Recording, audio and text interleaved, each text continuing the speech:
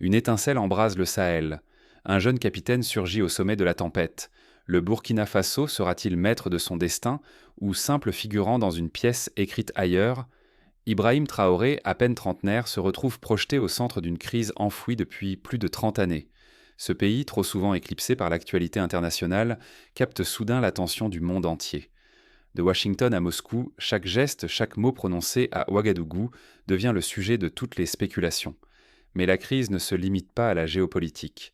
Elle oppose deux visions de l'histoire, celle que l'on subit et celle qu'on ose écrire.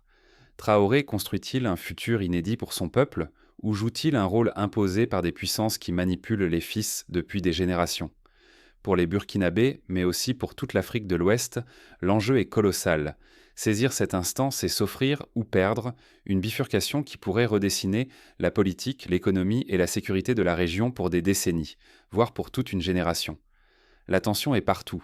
Les alliances de traditionnels craquent, de nouveaux pactes naissent dans le secret. Les médias occidentaux agitent la menace du chaos pendant qu'une partie de la jeunesse africaine y voit une occasion d'émancipation attendue depuis trop longtemps. Mais chaque mouvement vers la souveraineté expose à d'énormes risques. Isolement diplomatique, sanctions économiques, incertitudes sécuritaires. Ce soir, nous pénétrons au cœur de la tourmente. Avant d'émettre un jugement, posons-nous la question essentielle. Le Burkina Faso de Traoré invente-t-il sa propre histoire ou s'enferme-t-il dans un récit dicté par d'autres? Pour mesurer la portée de ce tournant, il faut d'abord plonger dans les blessures et les choix qui ont mené ce pays au bord du gouffre. Regardons en arrière. Comment le Burkina Faso en est-il venu à ce point de rupture et quelles fractures cachées ont préparé le terrain à l'irruption du capitaine Traoré? Le Burkina Faso, carrefour des tourmentes, héritier d'une instabilité savamment entretenue. Ici, l'histoire s'écrit non pas dans les marges des manuels, mais au rythme des secousses qui traversent dans toute l'Afrique de l'Ouest. Comprendre la montée du phénomène Traoré exige de remonter le cours d'une fracture bien plus profonde qu'un simple changement de chef d'État. Depuis plus de 20 années, le Sahel s'est mué en foyer de crises enchevêtrées. Les violences surgies du Mali voisin n'ont pas respecté les frontières. Elles ont débordé, contaminant les campagnes burkinabées, déséquilibrant des régions entières. À chaque flambée, le Burkina Faso absorbait les chocs, souvent seul, rarement épaulé par une communauté internationale, davantage préoccupée par éteindre les incendies que par traiter les causes profondes. Pour bien comprendre la gravité de cette situation, il faut se rappeler que dès le début des années 2010, les attaques djihadistes menées depuis le nord du Mali se sont multipliées, forçant des milliers de familles burkinabées à fuir leur foyer. À Dori, dans le nord du pays, des écoles entières ont fermé, privant des générations d'enfants d'accès à l'instruction. Dans le même temps, la présence militaire étrangère, en particulier française, s'est enracinée. Officiellement, il s'agissait de combattre le terrorisme. Mais sur le terrain, ce dispositif a vite ressemblé à un pansement posé sur une plaie béante. Beaucoup de Burkinabés, épuisés par l'insécurité qui perdure, y ont vu la confirmation de leur propre impuissance, ce qui a nourri la défiance envers des institutions nationales jugées lointaines et inefficaces. Prenons l'exemple de la ville de Djibo. En 2022, le blocus imposé par des groupes armés a provoqué des pénuries alimentaires catastrophiques, malgré la présence de forces étrangères. Les convois humanitaires étaient souvent pris pour cible, démontrant ainsi les failles du dispositif sécuritaire. La population, jeune et désabusée, a vu se dissoudre la promesse d'un État protecteur. Les écoles fermées, les marchés se vidéant, l'espoir s'évaporait un peu plus à chaque crise. Sécuritaire, alimentaire, politique, toutes superposées jusqu'à produire un sentiment d'abandon massif. Le pays, déjà fragile, encaissait une succession de tempêtes que personne ne semblait pouvoir ou vouloir affronter jusqu'au bout. À Waïgouya, des agriculteurs expliquaient, lors d'une émission radio locale, qu'ils n'osaient pas plus cultiver leurs champs, de peur des incursions armées nocturnes. Pendant ce temps, la capitale voyait affluer des milliers de déplacés qui venaient dégrossir les rangs des laissés pour compte. C'est dans cette brume pesante qu'Ibrahim Traoré surgit. Loin d'être un messie isolé, il hérite d'un système déjà fissuré, rongé par la fatigue et la défiance. Son arrivée n'est pas une pause, mais le symptôme d'une génération décidée à briser l'ordre établi, quitte à risquer l'équilibre incertain entre autonomie et isolement. Ce phénomène n'est pas sans rappeler les révolutions de jeunes officiers dans l'histoire africaine, comme le coup d'État de Thomas Sankara en 1983, qui avait lui aussi promis un renouveau radical. Mais l'histoire contemporaine, marquée par la montée de la violence régionale et la mondialisation, place Traoré devant des défis d'une ampleur inédite. Occulter l'origine de cette fracture régionale, c'est s'exposer à ignorer les signes avant-coureurs d'un basculement. Car le sort du Burkina Faso déborde largement ses frontières. C'est la crédibilité des modèles d'émancipation, la définition même de la souveraineté africaine qui se joue ici. Ce qui ressemblait d'abord à une énième alternance de coups d'État allait bientôt se transformer en une rupture stratégique d'ampleur inédite. Mais le véritable choc n'était pas simplement l'arrivée de Traoré, c'est ce qu'il allait entreprendre et défier qui allait bouleverser l'équilibre régional. En rompant le cordon avec la France, Ibrahim Traoré n'a pas simplement déclenché une tempête politique, il a soufflé sur des braises qui couvaient depuis des décennies, lançant des flammes bien au-delà de Ouagadougou. Le départ des dernières troupes françaises, la suspension des accords militaires avec l'Occident, la fermeture des bases, chaque geste marque une fracture nette. Et ce n'est pas une simple réorganisation, mais un désaveu total de la tutelle occidentale, sous les regards inquiets de Bruxelles, Paris et Washington. À Ouagadougou, certains acclament enfin l'indépendance arrachée. D'autres, habités par la crainte, dénoncent un saut aveugle. Désormais, la sécurité nationale et la stabilité immédiate n'ont plus de filet de sécurité. Mais Traoré va plus loin que la rupture. Il redessine l'échiquier régional. Très vite, un triangle se forme, Burkina Faso, Mali, Niger. 3 pays, 3 capitales gouvernées par des militaires, liés par une même volonté de reprendre le contrôle du Sahel, défiant ouvertement l'Occident. Ce triangle n'est pas qu'un symbole. Il s'organise en patrouilles conjointes, partage du renseignement, coordination anti-insurrectionnelle. L'aide étrangère recule. Pour beaucoup, c'est l'émergence d'une doctrine nouvelle. Nous seuls déciderons de notre sort. Prenons l'exemple du Liptako-Gourma, cette zone frontalière entre les 3 pays, théâtre de multiples attaques. Désormais, les armées du Mali, du Niger et du Burkina Faso coordonnent leurs opérations, partageant informations et ressources. En septembre 2023, une opération conjointe a permis de libérer plusieurs villages tenus par des groupes armés, illustrant la montée en puissance de cette collaboration inédite. L'effet domino dépasse les frontières. À Paris, les crises s'accumulent. À Bruxelles, les réunions s'enchaînent. À Washington, l'angoisse grandit. Les états-majors occidentaux déploient discrètement leurs troupes ailleurs, déplacent à leur base, réévaluent leur mission. Le Burkina Faso, longtemps pion, devient soudain une pièce maîtresse dans le grand jeu africain. Mais l'autonomie a un prix. Sans appui logistique occidental, le pays affronte des pénuries de munitions, des trous dans le renseignement, une chaîne de commandement à reconstruire. Chaque attaque djihadiste devient un test de survie, chaque incident frontalier un risque d'effondrement. Sur la scène africaine, l'ECOWAS, autrefois symbole d'unité régionale, chancelle. Les programmes financés par l'extérieur, les accords de coopération, tout est remis en question. Des fissures apparaissent, certains dirigeants africains envient l'audace de Traoré, mais n'osent l'imiter publiquement, de peur d'être taxés d'irresponsabilité. La société burkinabé, elle, se divise. Les jeunes voient en Traoré le héros d'une souveraineté retrouvée. Les élites traditionnelles craignent l'isolement et la perte d'influence internationale. Entre libération et témérité, le pays se cherche un cap, et la perception collective évolue à un rythme effréné. En quelques mois, ce pari hardi devient un point de bascule.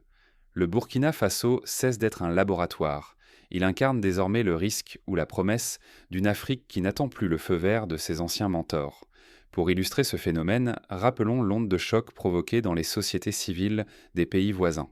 Au Sénégal, des mouvements citoyens comme Y en a marre ou Balaï citoyen au Burkina observent avec attention l'expérience burkinabé, se demandant si la rupture avec les partenaires occidentaux pourrait aussi leur ouvrir la voie d'une nouvelle autonomie. À ce stade, l'enjeu n'est plus symbolique. Chaque décision pèse sur la sécurité des citoyens, l'accès aux ressources, la crédibilité du pouvoir, la stabilité nationale. Le moindre faux pas pourrait tout faire basculer, une réussite, en revanche, offrirait un modèle inédit à tout le continent. À chaque rupture, l'horizon se recompose.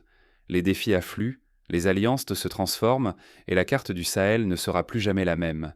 Mais la rupture n'est qu'un début. Pour Traoré et ses alliés, un compte à rebours s'enclenche. Prouver qu'ils peuvent assurer seuls la sécurité et la prospérité, alors que le monde entier scrute le moindre faux pas. Quand la souveraineté s'achète au prix fort, le peuple burkinabé oscille entre fierté retrouvée et anxiété diffuse. Depuis l'arrivée des premiers conseillers russes à Ouagadougou, la métamorphose du Burkina Faso s'accélère.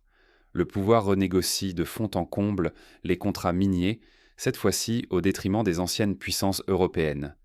Désormais, de nouveaux partenaires venus de l'Est prennent la main, bouleversant l'équilibre économique et redistribuant l'accès aux ressources stratégiques.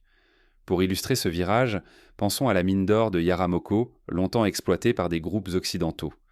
En 2023, le gouvernement burkinabé a revu les conditions contractuelles, imposant une part plus grande des revenus à l'État et favorisant des entreprises russes et turques aux grandes dames des opérateurs historiques.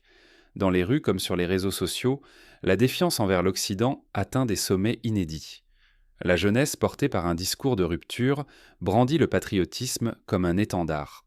Pour beaucoup, c'est une revanche sur l'histoire, un sursaut d'identité qui donne enfin l'illusion de reprendre le contrôle.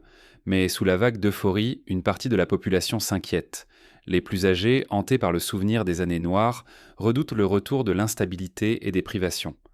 Lors d'un débat organisé à l'université de Ouagadougou, des étudiants affirmaient que pour la première fois, ils se sentaient les acteurs de leur histoire.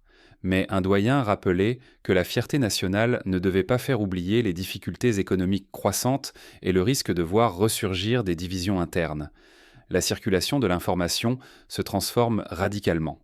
Les radios libres, plateformes citoyennes et applications cryptées relaient peu à peu les canaux officiels d'autrefois. L'État, tout en cherchant à mobiliser, renforce la surveillance. L'armée, quant à elle, se développe à un rythme jamais vu. Recrutement express, présence accrue dans les villes, multiplication des barrages. L'espace public se militarise, signe que la souveraineté exige désormais une vigilance quotidienne. Mais la fierté nationale a un prix immédiat. La quasi-totalité des aides occidentales est suspendue ou gelée. Privés de financement et de facilités douanières, les marchés locaux deviennent instables. Les prix des produits importés s'envolent, le franc CFA vacille et l'incertitude gagne commerçants et familles. À Bobo-Dioulasso, par exemple, les commerçants de textiles expliquent que le coût d'importation du coton a doublé en moins d'un an, forçant certains ateliers à fermer ou à licencier. Les mères de famille témoignent de la flambée des prix du riz ou du sucre sur les marchés. Dans le même temps, une identité politique régionale émerge. Le Burkina Faso, aux côtés du Mali et du Niger, tente d'ériger un nouveau bloc sahélien affranchi des tutelles extérieures. Mais ce pari comporte des risques. Isolement diplomatique, difficulté à attirer de nouveaux investisseurs, militarisation accrue de la société. D'autres pays africains observent avec prudence. Au Togo, au Bénin, au Ghana, les gouvernements se demandent si leur propre stabilité pourrait être ébranlée par un effet domino venu du Sahel. Au fond, le Burkina Faso avance sur une ligne de crête. L'orgueil national et la dignité acquise se paient au prix d'une précarité inédite, de menaces sécuritaires grandissantes et d'une tension sociale qui peut basculer à tout moment. La vraie question n'est plus seulement de savoir qui contrôle le pays, mais jusqu'où le peuple est prêt à aller pour défendre une souveraineté aussi précieuse que fragile.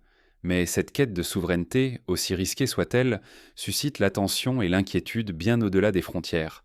Les regards du monde entier se tournent vers Ouagadougou, guettant le prochain mouvement d'un pays qui refuse de rentrer dans le rang. Souveraineté ou dépendance, le véritable coup de chaque choix éclate au grand jour sous la pression du réel. Désormais, chaque décision prise à Ouagadougou dépasse largement les frontières du Burkina Faso, forçant les grandes puissances à revoir d'urgence leur stratégie en Afrique de l'Ouest. Les États-Unis réévaluent leurs ambitions militaires, la France s'accroche à une influence historique en déclin, la Russie accélère ses partenariats sécuritaires et la Chine avance avec prudence, attirée par les richesses stratégiques du Sahel. Chacun ajuste ses plans. Impossible d'ignorer la nouvelle dynamique imposée par le Burkina Faso. Au centre du jeu, le Sahel Sovereignty Belt, alliance inédite unissant le Burkina Faso, le Mali et le Niger, s'impose comme un laboratoire politique. Cette union interroge, et si demain d'autres nations africaines suivent cette voie, revendiquant à leur tour une autonomie totale? Le modèle burkinabé, audacieux pour les uns, périlleux pour les autres, devient la matrice d'un possible futur continental. Pour comprendre cette dynamique, il est utile de regarder comment, dans les années 60, la vague des indépendances africaines avait bouleversé les équilibres mondiaux. Mais à la différence de cette époque, la pression internationale, la circulation de l'information et la dépendance aux marchés mondiaux rendent l'expérience burkinabé à la fois plus risquée et plus visible. L'avenir proche se joue à l'intersection de trois forces rivales: la robustesse de cette alliance face aux pressions extérieures, la capacité d'adaptation économique d'un pays privé de soutien traditionnel et la résilience d'un peuple confronté à l'insurrection quotidienne. À chaque victoire, un nouvel obstacle. À chaque avancée diplomatique, une menace gronde sur la stabilité interne. Mais l'enjeu se cristallise surtout pour la jeunesse. Pour la première fois depuis plusieurs décennies, la dignité nationale n'est plus un simple slogan. Elle devient un objectif tangible, mais semé d'incertitudes. Comment convertir l'élan patriotique en progrès social concret? Comment empêcher l'isolement de détruire les rêves d'une génération entière? Concrètement, cela passe par des réformes éducatives, un soutien accru à l'entrepreneuriat local et la création de réseaux de solidarité régionale. À Ouagadougou, des incubateurs technologiques se multiplient, offrant à la jeunesse la possibilité de s'emparer de leur propre avenir. Mais sans capitaux étrangers, ces initiatives restent fragiles et vulnérables aux soubresauts du marché. Le pari engagé ne concerne pas seulement le Burkina Faso. S'il échoue, il pourrait éteindre l'espoir d'émancipation ailleurs en Afrique. Mais s'il réussit, il bouleversera la décennie à venir. Ressources, sécurité, alliances, tout serait à redéfinir, non seulement sur le continent, mais jusque dans les capitales occidentales et asiatiques. Face à la tempête, une question demeure. Sous la surface, la tension s'accumule. Chaque choix devient une bifurcation vers l'inconnu. Le temps presse et le moindre faux pas pourrait être fatal. Marcher dans le feu, ce n'est pas choisir les flammes, mais tracer sa propre route. Face à l'incertitude, qui prendra la plume pour écrire le prochain chapitre? En ce moment suspendu, le Burkina Faso n'est plus simplement un nom sur une carte.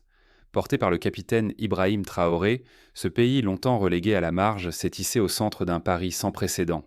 Ici, il ne s'agit plus de subir l'histoire, mais d'oser la réinventer, en misant tout sur une souveraineté que beaucoup croyaient hors de portée.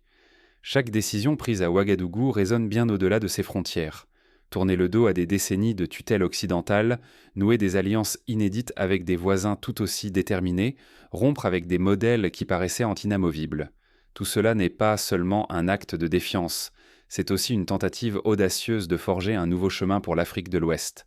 Détourner le regard, ce serait manquer l'opportunité rare de voir comment une nation que l'on disait petite écrit, sous nos yeux, une page décisive de l'histoire africaine et mondiale. L'issue de ce pari dépasse le seul Burkina Faso. Elle peut ébranler l'ordre régional, redéfinir l'accès aux ressources et façonner, ou menacer, un modèle d'émancipation déjà observé par toute une génération. La tension ici est à son comble. Les grandes puissances scrutent, les marchés retiennent leur souffle. Chaque geste, chaque mot, chaque silence même peut faire basculer le fragile équilibre du Sahel.